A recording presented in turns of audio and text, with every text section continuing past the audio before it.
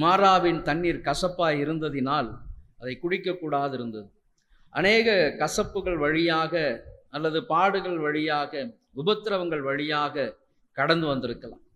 இஸ்ரவேல் ஜனங்கள் இந்த மாறாவுக்கு வருவதற்கு முன்பதாக செங்கடல் இரண்டாக பிளந்து அவர்களுக்கு வழி உண்டாக்கி அவர்கள் கானான் தேசத்துக்கு நேராக பயணப்படுகிறார்கள். செங்கடல் இரண்டாக பிளந்தபடியினால் எல்லாரும் அந்த முந்தின இந்த காரியத்திற்கு முந்தி நீங்க வாசிக்கும் பொழுது எல்லாரும் பாடல் பாடி கர்த்தரை மகிமைப்படுத்தி கம்பீரத்தோடு வருகிறார்கள். எப்படிப்பட்ட ஒரு பெரிய ஒரு ரட்சிப்பை கர்த்தர் அவர்களுக்கு கொடுத்திருக்கிறார்.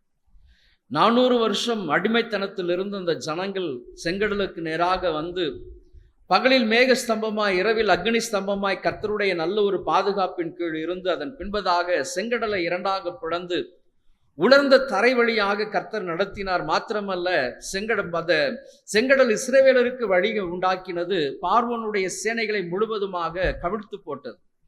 இதன் பின்பதாக கர்த்தர் அந்த ஜனங்களுக்கு செய்த ரட்சிப்பை கண்டு அந்த ஜனங்கள் எல்லாரும் ஆர்ப்பரித்து மிகவும் ஆரவாரத்தோடு எப்படிப்பட்ட மகிமையான காரியத்தை கர்த்தர் எங்களுடைய வாழ்க்கையில் செய்திருக்கிறார், எங்களுடைய அடிமைத்தனங்களை எல்லாம் முறித்து எங்களை கானானுக்கு நேராக கர்த்தர் வழிநடத்தியிருக்கிறார் என்று சொல்லி கம்பீரமாய் பாடல் பாடி கர்த்தரை மகிமைப்படுத்தி கொண்டு வந்த அந்த இஸ்ரவேலுடைய வாழ்க்கையில தான் அந்த ஜனங்கள் 3 நாட்கள், அந்த வேத வார்த்தை சொல்லுகிறது, அவர்கள் சிவந்த சமுத்திரத்திலிருந்து பிரயாணப்படுத்தினான்.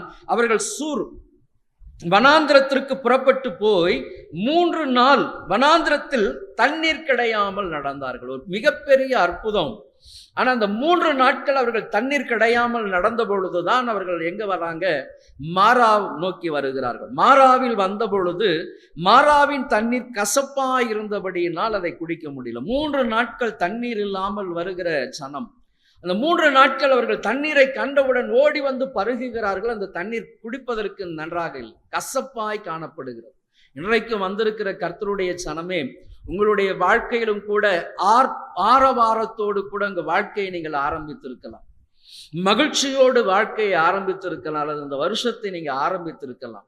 ஆனா உங்க வாழ்க்கையில கர்த்தர் நடத்தின அந்த பாதைகளில் அநேக ரட்சிப்பு இருந்தது, அநேக விடுதலை இருந்தது, அநேக கம்பீரங்கள் இருந்தது. ஒரு 3 நாட்கள் ஒரு சில பாடுகள் வழியாக கர்த்தர் நம்மை நடத்தின பொழுது நம்முடைய ஆத்துமா என்ன ஆயிடுச்சு? சோர்ந்து போய் அந்த தண்ணீரை குடிப்பதற்கு அல்லது அந்த வழியாக நடப்பதற்கு நமக்கு என்ன இல்லை, பலன் இல்லாதபடிக்கு இஸ்ரவேல் ஜனங்களை போல நாமும் கூட என்ன பண்ணுகிறோம்? முறுமுறுக்கிறவர்களாய் காணப்படுகிறது. 3 நாட்கள் தண்ணீர் இல்லாதபடியினால் கர்த்தர் அவர்களுக்கு செய்த மகிமையான காரியத்தை, பெரிய ஒரு ஜெயத்தை, ஒரு பெரிய ரட்சிப்பை அந்த ஜனங்கள் பாருங்க முழுவதுமாக மறந்து மோசேயை 24ஆம் வசனத்தை அல்லது 25, 26 வசனத்தை கொஞ்சம் அப்படியே வாசிங்க.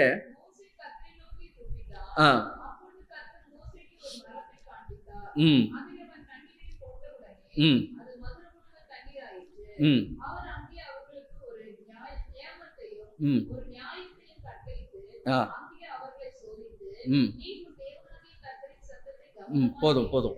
அப்ப 24ஆம் வசனம், அப்பொழுது ஜனங்கள் மோசேக்கு விரோதமாக முறுமுறுத்து. அப்ப பாடுகள் ஒரு பெரிய ஜெயம்தான், வருஷம் ஆரம்பிக்கும் பொழுது நல்ல ஒரு வாக்குத்தத்தம் தான், ஒரு நல்ல தரிசனம் தான்.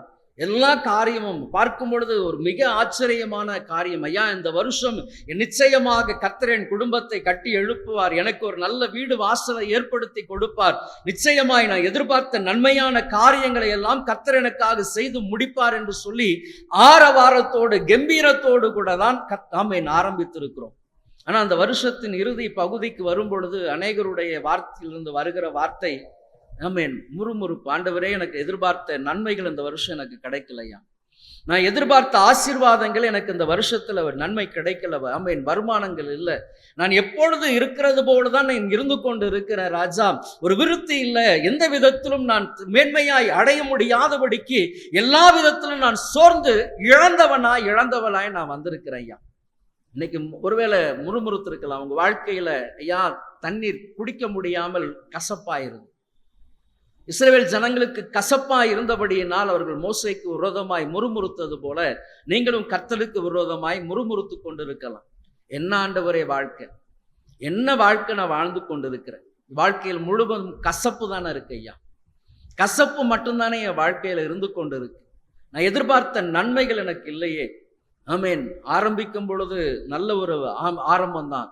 ஆனா நான் வர வர வர வர வர ஆமேன் நெருக்கங்களும் போராட்டங்களும் வர வர வர கர்த்தருக்குள்ளாக நம்ம என்ன பண்ண முடியல, ஸ்திரப்பட முடியல. எப்படி அந்த இஸ்ரவேல் ஜனங்களுக்கு தண்ணீர் கசப்பா இருந்ததோ, இன்னைக்கு அநேகருடைய வாழ்க்கை கசப்பா இருக்கு. இன்னைக்கு அநேகருடைய வாழ்க்கை கசப்பா இருக்கு. ஏன் ஆண்டவரே? ஏன்? எதற்காக? போராட்டங்களும் சஞ்சலங்களும் தான். ஒவ்வொரு நாளும் இரவு எனக்கு சரியாய் தூக்கமே வரலையே ஐயா. ஒரு நாள் நான் நிம்மதியா இல்லையே, மனசுல சந்தோஷம் இல்லையே, ஒரு விதமான கலக்கங்கள் தானே இருக்கு ஐயா. நான் சமாதானமாய் நித்திரை செய்து இளைப்பாறு எவ்வளவு வருஷங்கள் ஆயிட்டே ராஜா. தத்தளிப்போடு கூட இருக்கிறேன் ஐயா. என்னை யார் கவனிக்கலையே ராஜா, என்னை யாரும் விசாரிக்கலையே, நான் விடாய்த்து போய் அல்லவா வந்திருக்கிறேன்.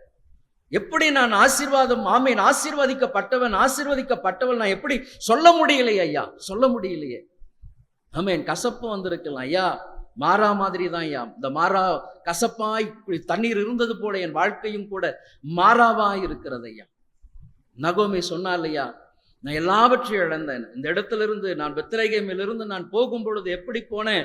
நிறைவுள்ளவளாய் போனேன் ஐயா, நிறைவுள்ளவளாய் போனேன். பெத்லகேமில் பஞ்சம் மருந்தது, கொஞ்சம் குறைவு வந்த பொழுது நான் மோவாப்பை நோக்கி போனேன், அங்க நிறைவாய் இருக்கிறது என்று சொல்லி நான் மோவாப்புக்கு நேராக போனேன். எல்லா ஆசீர்வாதமாய் இருந்தது, நிறைவுள்ளவளாய் போனேன்.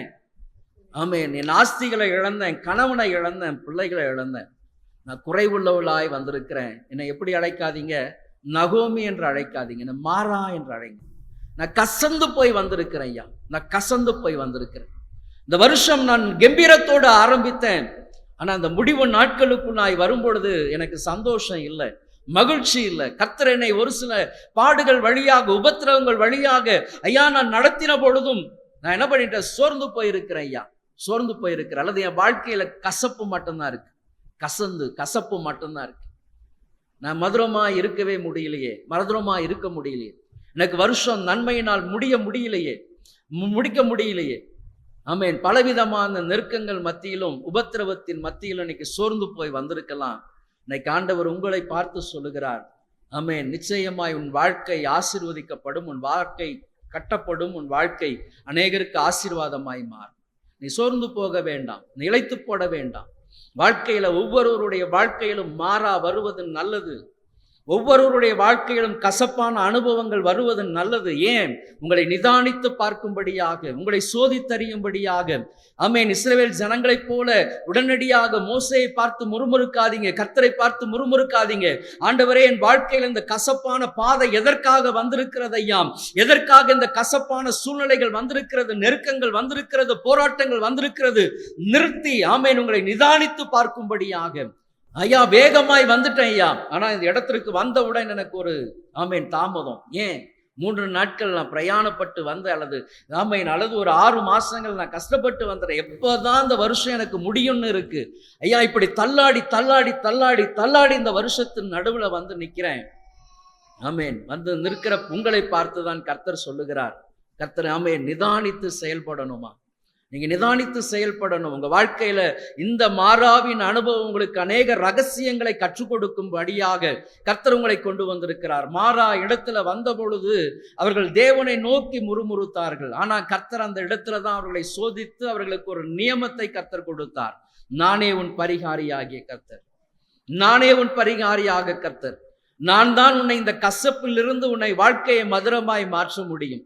நான் தான் உன் வாழ்க்கையை ஆசீர்வாதமாய் மாற்ற முடியும். நீ கசந்து வாழ்க்கையில் எல்லா விதமான போராட்டங்களோடு கூட போராடி துவண்டு போய் இருக்கிறாயே, உன் வாழ்க்கையை நான் மறுபடியுமாக மதுரமாக அநேகருக்கு ஆசீர்வாதமாக நான் கட்டியெழுப்ப முடியும். ஆமேன். ஆகவேதான் மாறா வந்த பொழுதுதான் கர்த்தர் அவர்களுக்கு ஒரு நியமத்தை கட்டளையிட்டார்.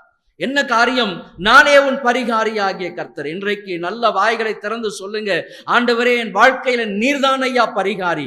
என் வாழ்க்கையில் நீர் மட்டும்தான் பரிகாரி. என் குடும்பத்திற்கு நீர் மட்டும்தான் பரிகாரி. என் குடும்பத்திற்கு, என் கணவனுக்கு நீர்தான் பரிகாரி. என் பிள்ளைகளுக்கும் நீர்தான் ஐயா பரிகாரி. ஆமேன். நீர்தான் பரிகாரி. ஆமேன். அவர் மட்டும்தான் உங்களுக்காக ஆமேன் விடுதலை கொடுக்க முடியும். இந்த கசப்பான வாழ்க்கையை மாற்ற முடியும். ஆகவேதான் ஒரு மரத்தை வெட்டி அந்த தண்ணீரில் போட்ட பொழுது ஒரு மரம் வெட்டப்பட்டது. அந்த மரம் வெட்டப்பட்ட பின்பதாக தண்ணீரில் போடப்பட்ட பொழுது அந்த ஆமென் தண்ணீர் எப்படி மாறினதாம்? மதுரமாக மாறினதாம். வந்திருக்கிற கர்த்தருடைய ஜனமே, உன் வாழ்க்கையிலும் கூட ஆமென் ஆண்டவராகிய இயேசு கிறிஸ்து இடைபடும்படியாக வாஞ்சிக்கிறார். அந்த வெட்டப்பட்ட மரம் ஈசாயின் அடிமரம். ஈசாயின் அடிமரமாய் இருக்கிற ஆமென் தாவீதின் வேராய் இருக்கிற என் ஆண்டவராகிய இயேசு கிறிஸ்து, அவர் உங்களுக்காக கல்வாரி சிலுவையில் கோரமாய் தன்னுடைய உதரத்தை சிந்தி மரித்திருக்கிறார். ஆமென் தலையில் முள்முடி சூடப்பட்டவராக, ஆமென் முழுவதுமாய் கை கால்களின் ஆணிகளினால் கடவப்பட்டவராக, சரீரம் முழுவதுமாக ஆமென் வாரினால் உழுதுவதை போல உழுது தன்னுடைய சரீரங்களை எல்லாம் முழுவதுமாக பீத்தெடுத்து கடைசி சொட்டு ரத்தத்தை ஆமென் உங்களுக்காக சிந்த ஒப்பு கொடுத்திருக்கிறார். அவருடைய ரத்தம் தான் உங்கள் மதுரம் ஆமென் கசப்பான வாழ்க்கையை மதுரமாய் மாற்ற முடியும். அன்றைக்கு எப்படி ஒரு மரம் ஒரு ஆமென் இஸ்ரவேல் ஜனங்களுக்கு மதுரமாய் மாறினதோ, அதே போல ஆண்டவராகிய இயேசு கிறிஸ்து சொந்த இரட்சகராக உங்களுடைய இருதயத்தில் வரும் பொழுது, ஆண்டவரே இதுவரைக்கும் நான் என் பலத்தினால் போராடிட்டேன் ஐயா, இதுவரைக்கும் என் வாழ்க்கையில நான் என் பலத்தினால் போராடினேன், என்னுடைய மூளை அறிவினால் போராடினேன், மற்றவர்களுடைய ஆலோசனையின்படி நான் போராடினேன், என் பலன் எல்லாம் இன்னைக்கு ஒண்ணுமே இல்லாம போயிடுச்சு, என் ஞானம் எல்லாம் ஒண்ணுமே இல்லாம போயிடுச்சு ஐயா, என் பலன் எல்லாம் என்னுடைய தகுதிகள் எல்லாம் ஒன்றுமே இல்லாம போயிடுச்சு. இந்த சூழ்நிலையில என் வாழ்க்கையை என் குடும்பத்தை நான் உங்களுடைய கரத்துல ஒப்பு கொடுத்து பாருங்க. மரம் வெட்டப்பட வேண்டும். ஏதேன் தோட்டத்தில் ஆமென் ஒரு ஆமென் விலங்கு அடிக்கப்பட்டது.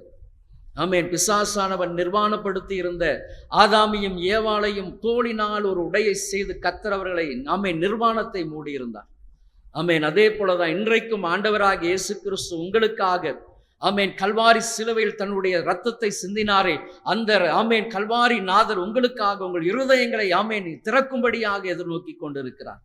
ஆகவே தான் வெளிப்படுத்தின விசேஷத்துல வாசிக்கிறோம், இதோ நான் வாசற்படியிலிருந்து தட்டுகிறேன், ஒருவன் சத்தத்தை கேட்டு கதவை திறந்தான், நான் உள்ளே பிரவேசித்து நான் அவனோடு போஜனம் பண்ணுவேன், அவனும் என்னோடு போஜனம் பண்ணுவான். வந்திருக்கிற கர்த்தருடைய ஜனமே, வாக்குத்தத்தத்தை ஆசீர்வாதங்களை தரிசனங்களோடு கூட நுழைந்தது உண்மைதான். வாழ்க்கையில மாறா வந்த பொழுது 3 நாட்கள் பிரயாணப்பட்ட ஆடல் பாடல் கம்பீரம் எல்லாம் இருந்தது இஸ்ரவேல் ஜனங்களுக்கு. ஏன் மிகப்பெரிய ரட்சிப்பு ஐயா, மிகப்பெரிய ரட்சிப்பு. எங்க வாழ்க்கையில நாங்கள் எதிர்பாராத நன்மைகளை கர்த்தர் எங்கள் கண்களுக்கு முன்பதாக எப்படிப்பட்ட தேவன் என்பதை கர்த்தர் நாங்கள் அறிந்து கொள்ளும்படியாக செய்தார். 3 நாட்களில் கர்த்தருடைய மகிமையை அல்லது கர்த்தர் செய்த ரட்சிப்பை மறந்து மோசேக்கு விரோதமாய் முறுமுறுத்தது போல கர்த்தர் உங்கள் செய்த நன்மைகளை மறந்து இன்றைக்கு முறுமுறுத்திருக்கலாம். இன்றைக்கு தான் ஆண்டவராகிய இயேசு கிறிஸ்து ஆமென் உங்களை பார்த்து சொல்லுகிறார், உன் இருதயத்தை எனக்கு கொடு. ஆமென் அன்றைக்கு எப்படி ஒரு மரம் வெட்டப்பட்டு அந்த மாறாவில் போடப்பட்டதோ, அந்த தண்ணீர் மதுரமாய் மாறினதோ, அதுபோல ஆண்டவராகிய இயேசு கிறிஸ்து இன்றைக்கு உங்களை பார்த்து சொல்லுகிறார், நீ ஆமென் மகனே மகளே, நீ உன் இருதயத்தை எனக்கு கொடு. கசப்பாய் இருக்கிற உன் வாழ்க்கையை நான் கட்டி எழுப்ப ஆயத்தமுள்ளவனாய் இருக்கிறேன். ஆமென் கசப்பாய் இருக்கக்கூடிய அல்லது தழைக்கவே முடியாது என்கிற சூழ்நிலையில் நான் உனக்கு ஒரு ஆமென் சுக வாழ்வை நான் கட்டளையிடும்படியாக வாஞ்சிக்கிறேன். வாழ்க்கையை கர்த்தருக்கு ஒப்பு கொடுக்கும் பொழுது கசப்பாய் இருக்கிற உங்க வாழ்க்கை மாறும், அநேகருக்கு பிரோஜனம் உள்ளவர்களாய் மாறும். ஆமென் ஆகவே தான் யோவான் எழுதின சுவிசேஷத்தில் நாம் வாசிக்கலாம். யோவான் எழுதின சுவிசேஷம் 2ஆம் அதிகாரம் 6-7 வசனங்கள் வாசிங்க.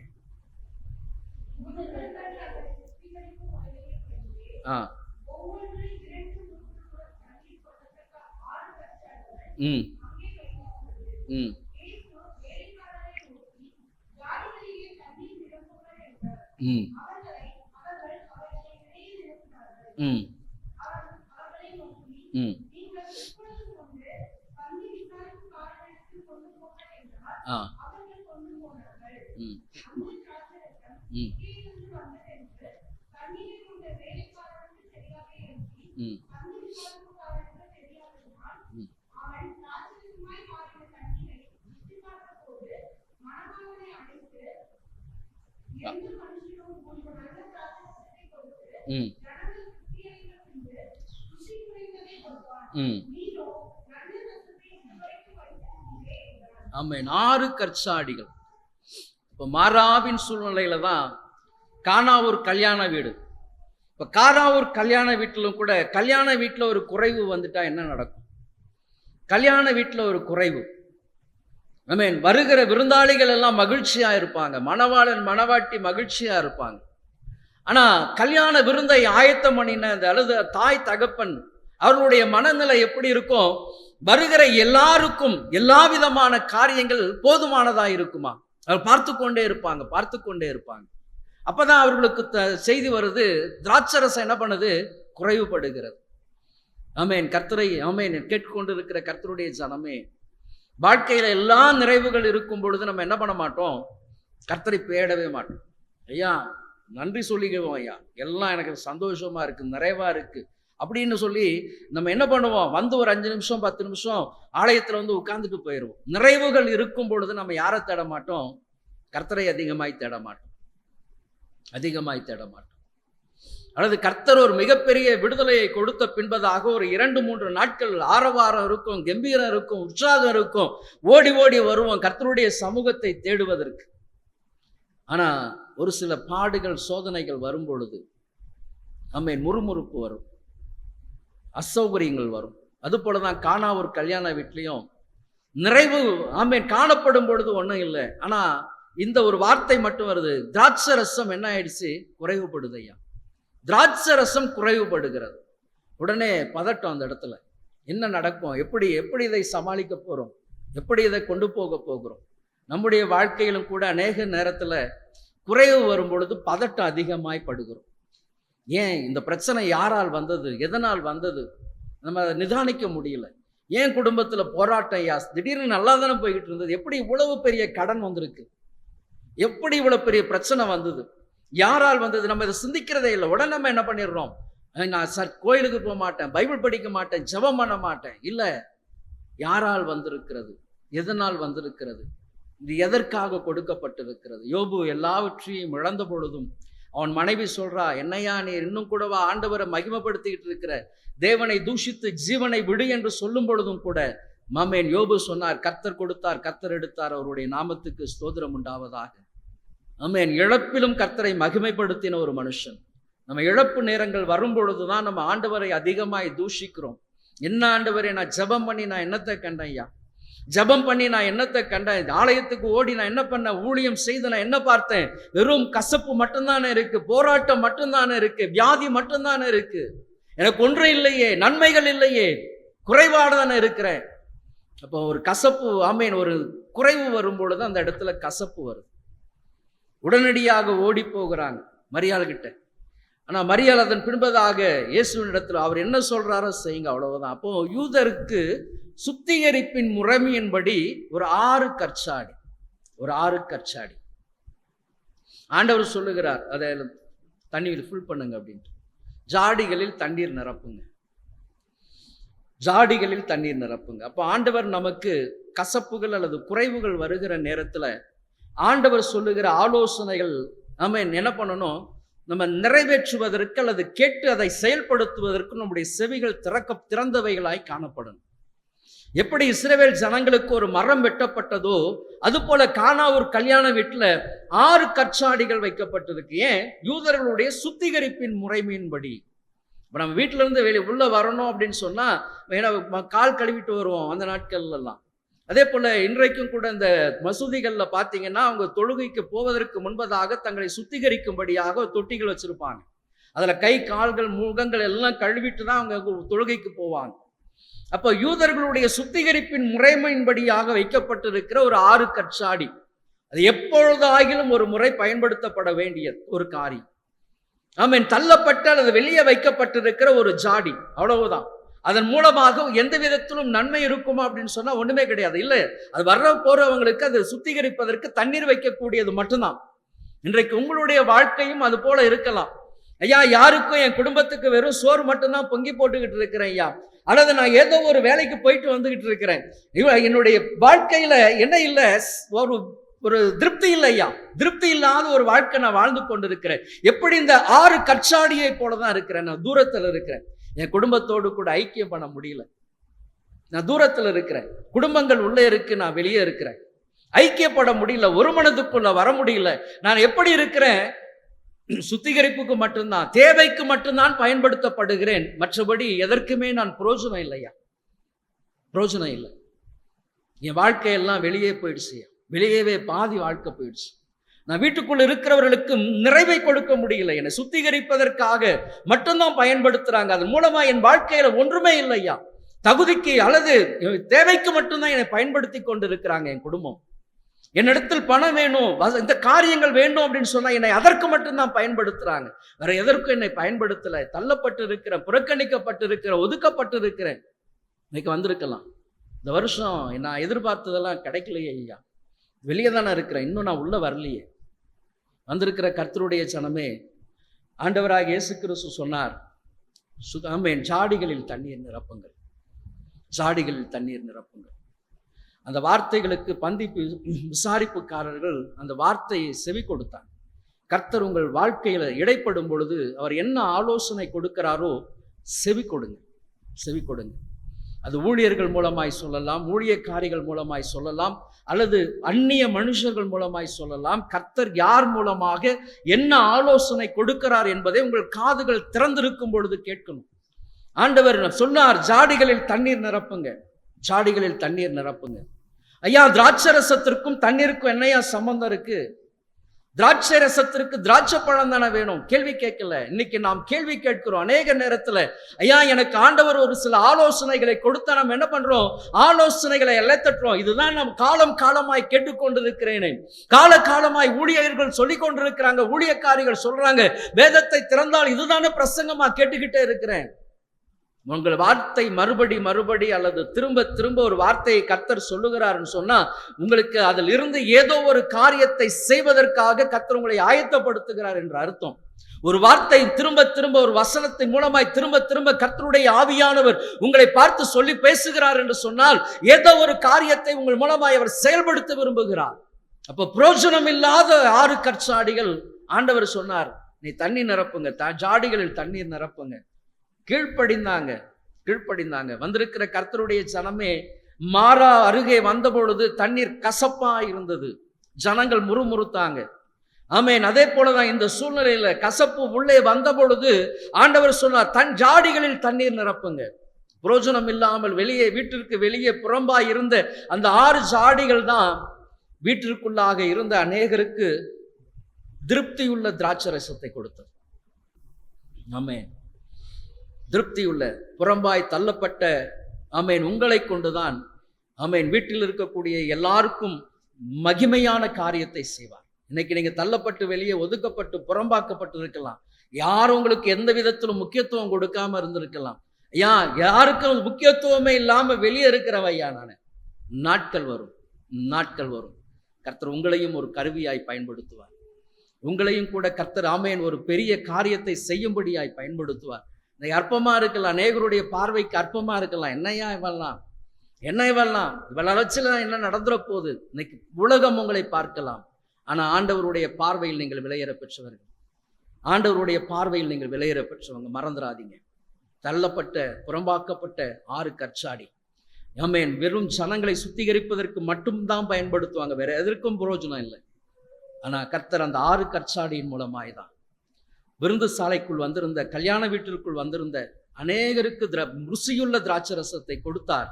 எங்கிருந்து? வெறும் தண்ணீராய் இருந்த அந்த தண்ணீர் எப்போ திராட்சை ரசமாய் மாறினது என்று யாருக்குமே தெரியாது. அது எங்கிருந்து வந்தது என்றும் தெரியாது. என் வாழ்க்கையில், உங்கள் வாழ்க்கையில் ஆண்டவராக இயேசு கிறிஸ்து வரும் பொழுது புரோஜனமே இல்லாம வாழ்ந்து கொண்டு இருக்கிற உங்க வாழ்க்கையை கர்த்தர் புரோஜனம் உள்ளதாய் மாற்றுவார். புரோஜனம் உள்ள, ஆமென், புரோஜனம் உள்ளதாய் கர்த்தர் உங்களை மாற்றுவார். புரோஜனமுள்ள ஊழியனாய், ஊழியக்காரியாய், ஆமென், குடும்ப தலைவியாக, தலைவனாக கர்த்தர் உங்களை மாற்றுவார். சோர்ந்து போகாதீங்க. ஆமென். அப்ப கசந்து போய் இடத்துல தான் கர்த்தர் மதுரத்தை கட்டளையிடுவார். வெறும் தண்ணீர் தான் கர்த்தர் அந்த இடத்துல திராட்சை ரசமாய் மாற்றினார். ஆமென். 2 ஒன்று தான். கிறிஸ்து இருக்கிற இடத்துல தண்ணீரும் திராட்சை ரசமாய் மாறும். ஆமென். கசப்பும் மதுரமாய் மாறும். ஆமென். அப்போ ஒரே காரியம்தான். உங்க வாழ்க்கையில யார் இருக்கணும்? கிறிஸ்து இருந்துட்டா போதும், இயேசு இருந்துட்டா போதும். எப்படிப்பட்ட சூழ்நிலைகளா இருந்தாலும் ஆமென், நீங்க இல்லாம என்ன பண்ண முடியாது? எந்த ஒரு காரியமும் செயல்படவே முடியாது. உதாரணத்திற்கு ஒரு 2 காரியத்தை மாத்திரம் சொல்லி நம்ம முடிக்கலாம். அப்போ என்ன காரியம், என்ன கசப்பு என் வாழ்க்கையில இருக்கு? அப்போ கசப்பு மதுரமாகணும்னா ஆண்டவராக இயேசு கிறிஸ்து என் இருதயத்துக்குள்ள வரணும். அப்ப என்ன எது என்னை தடை பண்ணி கொண்டிருக்கு? நான் மதுரத்தை அல்லது மதுரமான தண்ணீரை குடிக்க முடியாதபடி அல்லது மதுரமான திராட்சரசத்தை பருகக்கூடாதபடிக்கு என் வாழ்க்கையில எந்த தடையா இருக்கு? எதை தடையா இருக்கு? வாசிக்கலாம். அப்போஸ்தலர் நடவடிக்கைகளின் புஸ்தகம் 8ஆம் அதிகாரம் 9ஆம் வசனமும் 23ஆம் வசனமும் வாசிங்க.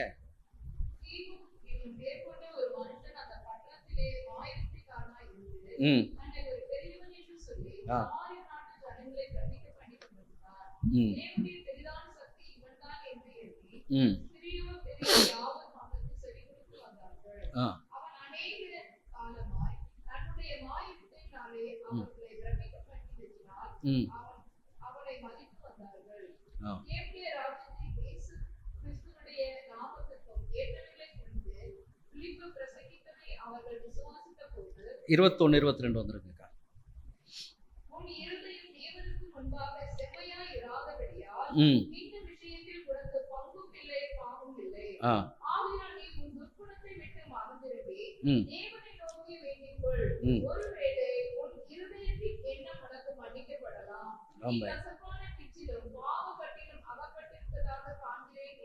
ஆமா, நீ கசப்பான பிச்சி.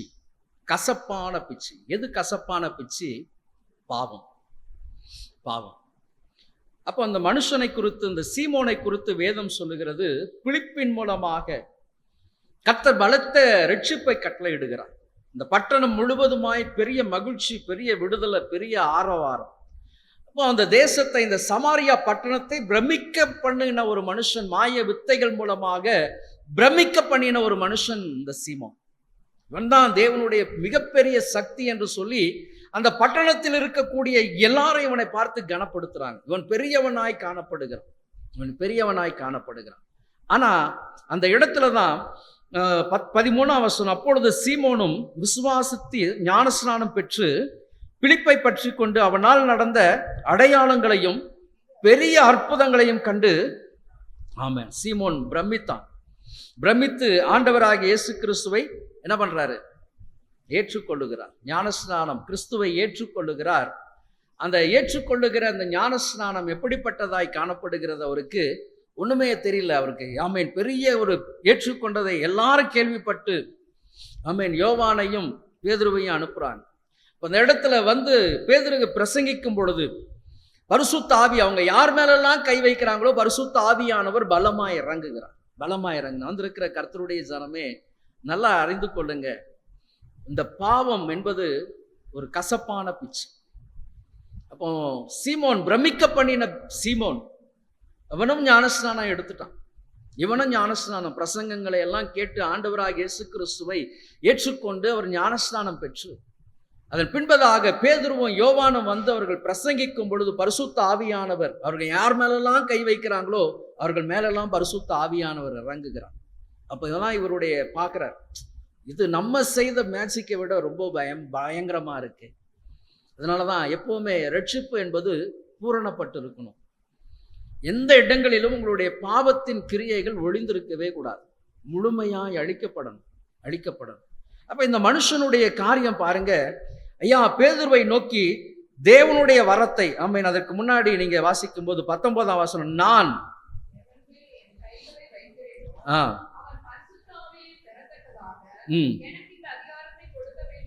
ஆமென். அப்ப மேஜிக் மூலமாக வந்த பிரமிப்பை விட இவன் பார்க்கிறான், என்னையா கையை வைக்கிறாங்க, வச்சோடனே பரிசுத்த ஆவியானவர் பலமா இறங்குகிறாரே.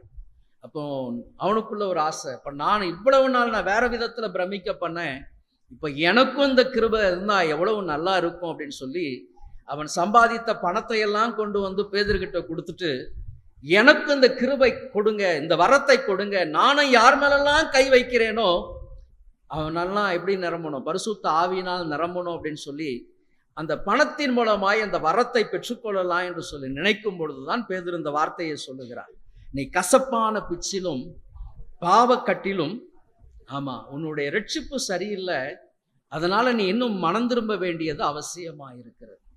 இப்ப கசப்பு எங்கே இருக்கிறது? ஆமென், கிறிஸ்து ஆமென் இல்லாத இருக்கிற ஒரு அனுபவம். நான் ரட்சிக்கப்பட்டு இருக்கிறேன் அப்படின்னு சொன்னாலும் என் வாழ்க்கையில யாரும் இல்லை, கிறிஸ்து இல்லை. இப்போ மனம் திரும்பின ஒரு சீமோன் வெளியரங்கமான ஒரு மனம் திரும்புதல், உள்ளான மனம் திரும்புதல் அங்கே இல்லை. அப்போ அந்த சீமோனை போல தான் இன்றைக்கும் கூட, ஐயா நான் ஞானஸ்நானம் எடுத்திருக்கிறேன், ஐயா ஞானஸ்நானம் எடுத்திருக்கிறேன், அப்போ நானும் கூட ஒரு ஊழியத்தை செய்யணும், நானும் கூட கர்த்தருடைய நாமத்தை மகிமைப்படுத்தணும், எல்லாம் சரி. ஆனால் என்ன பண்ணணும்? ஆமேன், இவனுக்குள்ள இருந்த அந்த ஆசை, நானும் கூட இப்படிலாம் பிரமிக்க பண்ணணுமே, நானும் ஆமேன் இவர்களைப் போல நான் யார் மேலெல்லாம் கை வைக்கிறேனோ பரிசுத்த ஆவியை பெறணுமே அப்படின்னு சொல்லிட்டு அவன் என்ன பண்ணல, தேவன் மீது பற்றுதலா இல்லாதபடி அவன் இருதயம் எங்க வந்துருச்சு? பணத்தின் மூலமா இந்த வரத்தை பெற்றா நானும் சம்பாதிக்கலாம் அப்படின்ற எண்ணம் வந்துருச்சு. அதுதான் மிக மிக மோசமான ஒரு தருணம். அதனாலதான் பேதுரு உடனடியாக அவனை கடிந்து கொள்ளுகிறார். நீ உன் துர்குணத்தை விட்டு மனம் திரும்பி தேவனை நோக்கி வேண்டிக்கொள், ஒருவேளை உன் இருதயத்தின் எண்ணம் மன்னிக்கப்படலாம். ஆகவேதான் பரிசுத்த ஆவியானவருக்கு விரோதமான தூஷணத்திற்கு மன்னிப்பே கிடையாது. பரிசுத்த ஆவியை என்ன பண்ணலாம்? பணத்தினால் வாங்கி கொள்ளலாம், இருக்கக்கூடாது. ஆமேன். குமாரனாகிய கிறிஸ்துவுக்கு விரோதமாய் பேசினாலும் மன்னிப்பு உண்டு. ஆனால் பரிசுத்த ஆவியானவருக்கு விரோதமான விளையாட்டுகளுக்கு மன்னிப்பே கிடையாது. அதனாலதான் ஆவியானவர் மிகவும் ஜாக்கிரதையாய் இருக்கணும். ஆவியானவருடைய அபிஷேகத்தை பெற்றவர்கள் நம்முடைய வாயிலிருந்து புறப்படுகிற வார்த்தைகள் ரொம்ப ஜாக்கிரதையா இருக்கணும், ரொம்ப ஜாக்கிரதையா இருக்கணும். ஆமேன். அப்போ ஒரு சின்ன தவறு தான். இப்போ பாவம் என்பது ஒரு கசப்பான பிச்சு. பாவம் கசப்பான பிச்சு. அப்போ இந்த பாவத்தை பரிகரிக்க தான் ஆண்டவராக இயேசு கிறிஸ்து உலகத்திற்கு வந்தார். அப்போ பண ஆசை தான் எல்லா தீமைக்கும் வேறா இருக்கு. வந்திருக்கிற கர்த்தருடைய சனமே, பண ஆசை எல்லா தீமைக்கும் வேறு. பணத்தின் மீது ஆசை வைக்காதீங்க. பணம் ஒரு குப்பை, ஒன்றுக்கும் உதவாது. இருக்கிற வரைக்கும் ஆமேன் உங்களை செலவு செய்யலாம். அதை சேமித்து வைத்து அதன் மூலமாக நான் இந்த காரியத்தை அப்படிலாம் நீங்க நினைக்கவே கூடாது. பணம் ஒரு இடத்துல சேர சேர சேர ஐஸ்வர்யவான், ஆமேன் ஐஸ்வர்யவானை குறித்து நம்ம வேதத்துல வாசிக்கிறோம். அவன் விளைச்சல்களை எல்லாம் பார்த்துட்டு என்ன பண்றான்? தன் நாளைகளை எல்லாம் இன்னும் பெருசாக்குவேன், ஐயா இன்னும் பெருசாக்குவேன், இன்னும் என் ஆத்துமா செழிக்கும், என் ஆத்துமா சாப்பிட்டு திருப்தியா இருக்கும். ஒரே ஒரு வார்த்தை தான், மதிகேடனே இன்றைக்கு இரவு உன்னுடைய ஜீவன் போனா என்ன நடக்கும்? நீ செத்து போனா என்ன? இதெல்லாம் யாருக்கு சொந்தமா? மரணம் யாருக்கு எந்த நேரத்தில் வரும்னு தெரியவே தெரியாது. ஆமேன். இமைப்பொழுது அப்படி எப்போ என்ன சம்பவிக்கும் யாருக்குமே தெரியாது. சமீபத்தில் நிறைய வீடியோ கிளிப்பிங்லாம் பார்க்கும் பொழுது உட்கார்ந்துக்கிட்டே இருக்கிறாங்க, அப்படியே சரிந்து விழுறாங்க, அதோட ஜீவன் போகுது. நேற்று ஒரு பாட்டியம்மா அப்படியே டான்ஸ் ஆடுறாங்க, பாட்டு பாடி ஒரு கிறிஸ்மஸ் கேரல் ரவுண்ட்ஸில் பாட்டு பாடி நல்லா ஆடிக்கிட்டே இருக்கும் போதே ஜீவன் போயிடுது. மரணம் எந்த நேரத்தில் யாருக்கு எப்படி சம்பவிக்கும் ஒன்றுமே தெரியாது. ஒரு ஆயுதம் அணிந்தவனை போல வறுமை வருவது போலதான் மனுஷனுக்கு மரணம் வரும், சடுதியாய் வரும். ஐயா நான் இதை செய்யணும், அதை செய்யணும், நாளைக்கு செய்யணும், இல்லை எப்போ வரும் நடக்கவே முடியாது. ஆனாலும் நீங்க எப்படி இருக்கணும்? ஆயத்தமா இருக்கணும், ஆயத்தம் இருக்கணும். நாளைக்கு இதை செஞ்சிடலாம், நாளைக்கு இதை பண்ணிடலாம், நம்ம இப்படி மனம் திரும்பிடலாம், நாளைக்கு தள்ளி போடாதீங்க. ஆகவே தான் காலத்தின் அருமையை என்ன பண்ணணும்? அறிந்து செயல்படணும். யாருக்கு எந்த நேரத்தில் எப்போ முடிவு தெரியாது. அதனால உங்கள் வாழ்க்கை எப்பொழுதும் கிறிஸ்துவுக்கு நேராக ஆயத்தப்பட்டு இருக்கணும். ஆகவே தான் ஆமேன் பாவம் என்பது கசப்பான பிச்சு. அப்ப இந்த கசப்பான பிச்சு உங்க வாழ்க்கையில இருந்தா, இன்றைக்கு ஆண்டவராக இயேசு கிறிஸ்து கல்வாரி சிலுவையில் ஆமேன் தொங்கும் பொழுது நான் தாகமா இருக்கிறேன் என்று சொன்னார். அப்ப அவருக்கு என்ன கொடுத்தாங்க? காடி, கசப்பானது காடியை கொடுத்தாங்க. ஆமேன். அந்த கசப்பான பாவம் என்கிற காடியை அவர் வாங்கியிருக்கிறார், அவர் ஏற்றுக்கொண்டிருக்கிறார். ஆமேன். அவர் தாகத்துக்கு உலகம் கொடுத்தது அந்த கசப்பான பாவம் என்கிற காடிதான். அதையும் அவர் ஆமேன் ஏற்றிருக்கிறார். எதற்காக?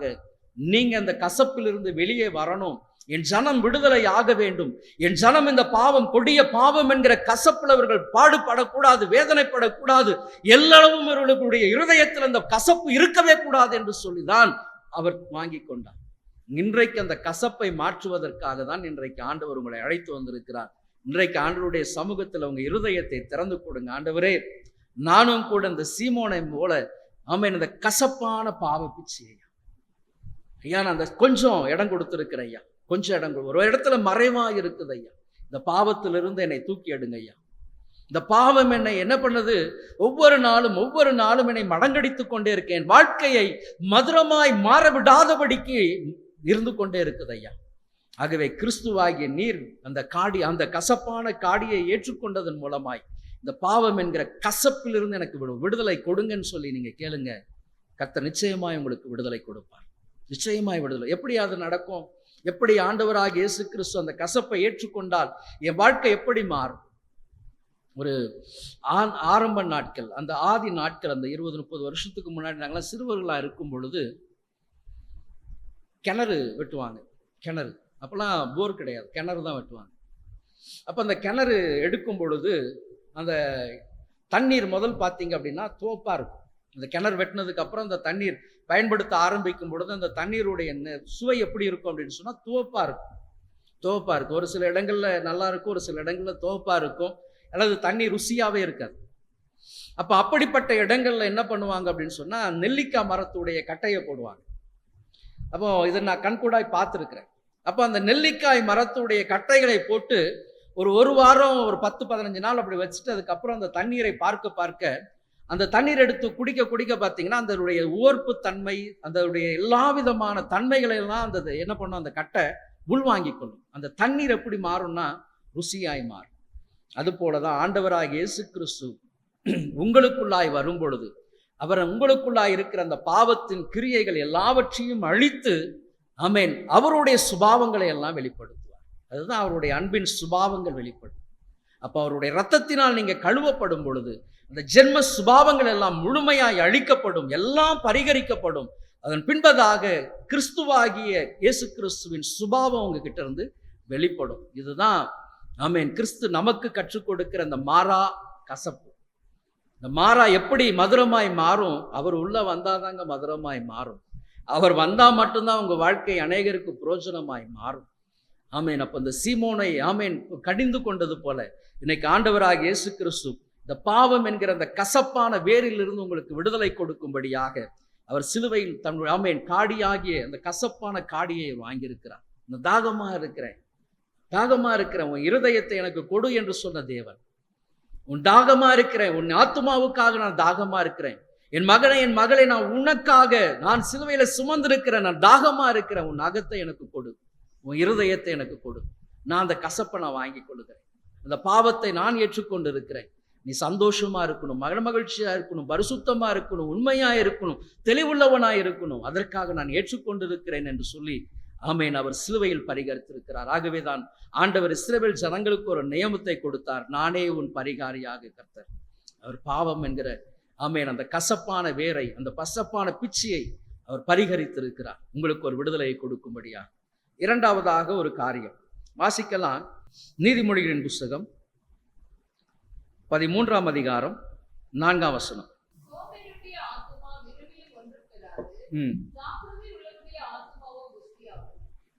ஆமென். சோம்பேறியுடைய ஆத்துமா விரும்பியும் ஒன்றும் பெறாது. இரண்டாவதாக வறுமை.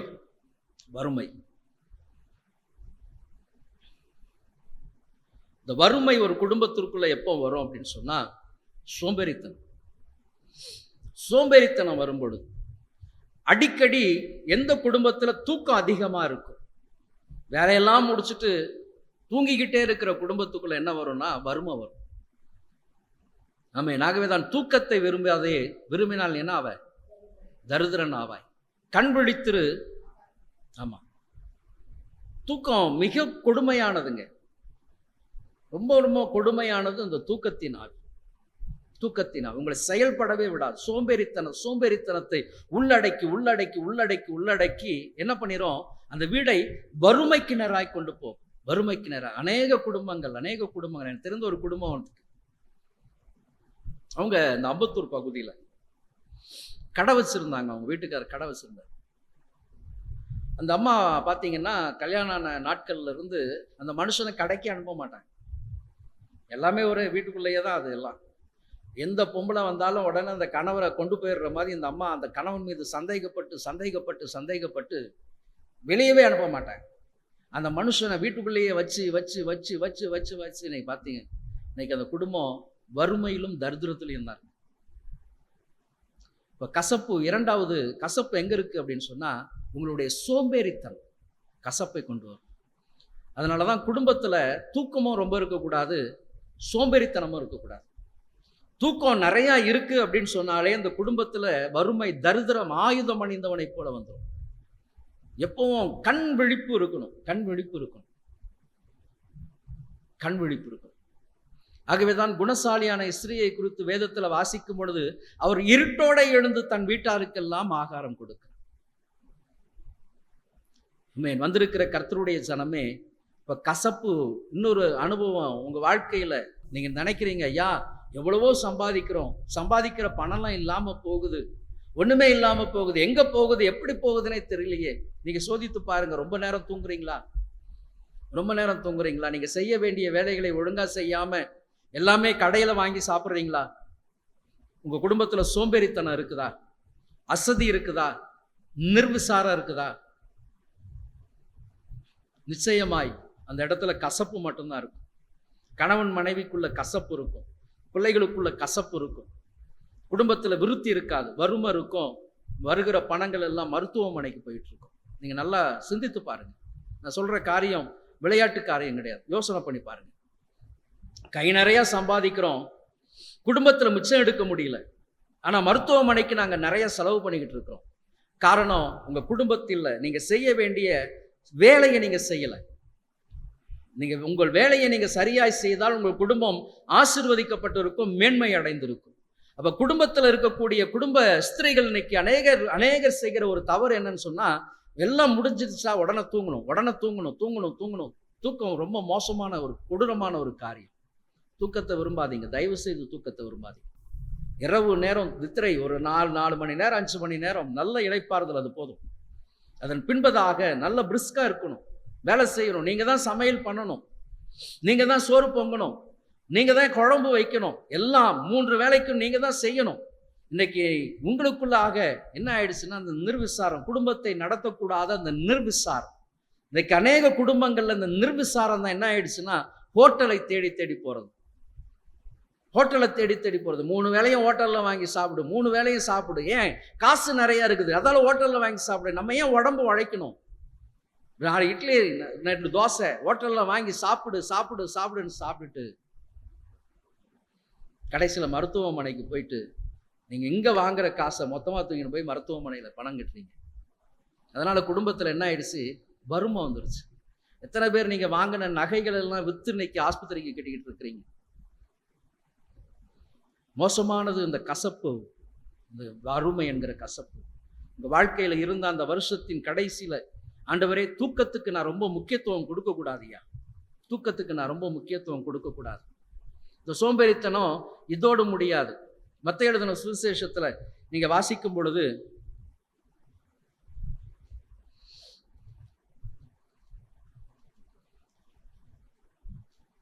அந்த ஒரு தாளந்து வாங்கினவரை பார்த்து என்ன ஆண்டவர் சொல்றாரு? அதை எடுத்தவங்க வாசிங்க.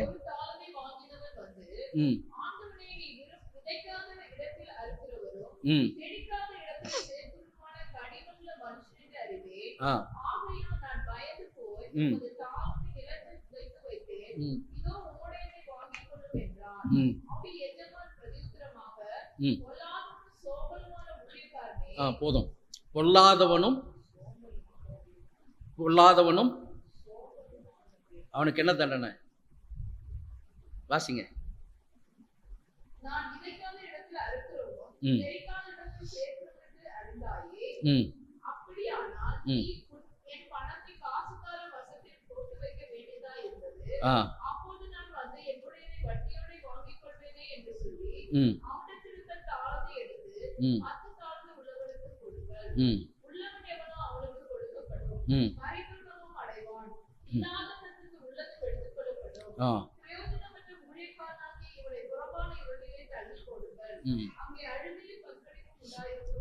ஆமென். அப்போ பிரயோஜனம் இல்லாத ஊழியக்கார், சோம்பலும் பொல்லாதவனும் சோம்பலுமாயிருக்கிறவன்.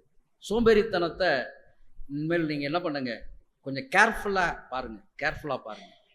உங்க குடும்பத்துல உங்க வாழ்க்கையில உங்களுக்கு சோம்பேறித்தனம் இருந்தது அப்படின்னு சொன்னா, இன்றைக்கு அந்த சோம்பேறி என்கிற கசப்பு, அந்த வறுமை என்கிற கசப்பு என் குடும்பத்துல இருக்கக்கூடாதுயா.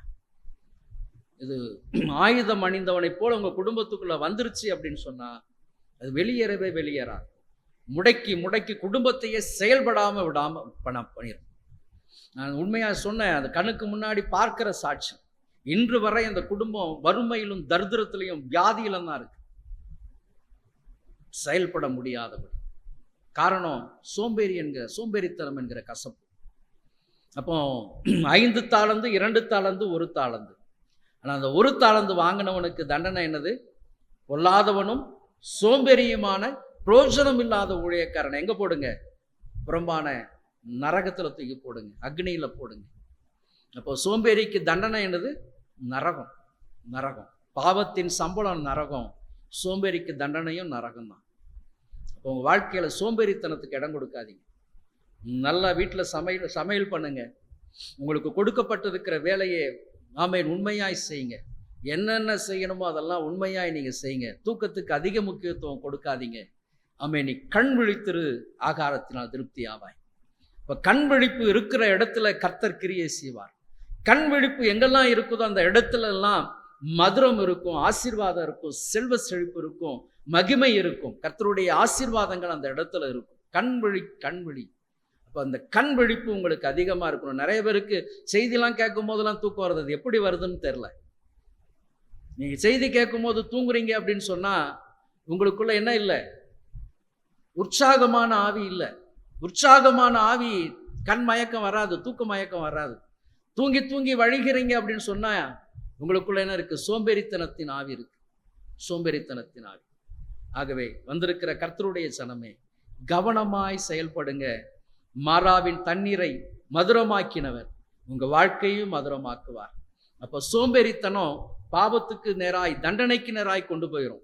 நீங்க நினைக்கிறீங்க தூங்க தானே, யாருக்கு என்ன கெடுதல் பண்றோம்? தூங்கி தூங்கி தானே எழும்புறோம். வீடு தூங்கிறோம், குடும்பம் தூங்கிறோம், வறுமை வந்துடும். நீங்க எவ்வளவு சம்பாதித்தாலும் அது வீட்டுக்குள்ள இருக்கவே இருக்காது, வெளியே அடிச்சு பிடுங்கிட்டு ஓடிடும். ஆகவே உங்களுக்கு கொடுக்கப்பட்டிருக்கிற பொறுப்புகளை உணர்ந்து நீங்க செயல்படுங்க. கர்த்தர் அந்த குடும்பங்களை ஆசீர்வதிப்பார், கட்டி எழுப்புவார், மேன்மைப்படுத்துவார். ஹோட்டல் சாப்பாடு அவாய்ட் பண்ணுங்க. கூடுமான வரை குடும்பத்தில் என்ன பண்ணுங்க? பொங்கி சாப்பிடுங்க. ஆமா, சாப்பிடுங்க. கர்த்தர் நிச்சயமாக உங்கள் குடும்பங்களை ஆசீர்வதிப்பார். கண்களை மூடி ஜெபிக்கலாம்.